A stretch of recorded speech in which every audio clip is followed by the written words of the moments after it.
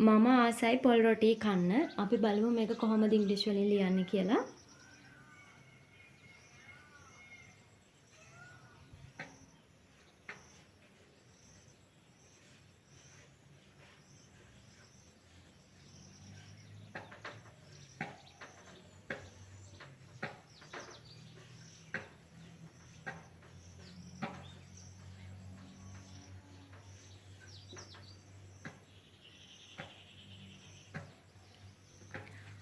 I love to eat pol roti. I love to eat pol roti. මේ පොල් රොටි කියන එක ඉංග්‍රීසි වලින් කියන්නේ පොල් රොටිම තමයි.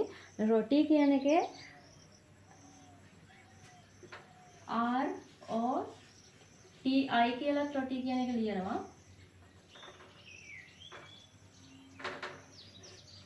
R O T I කියලා රොටි කියලා ලියනවා. R O double T Y කියලා ලියනවා. මේ දෙකම රොටි වලට කියනවා. දෙකම හරි.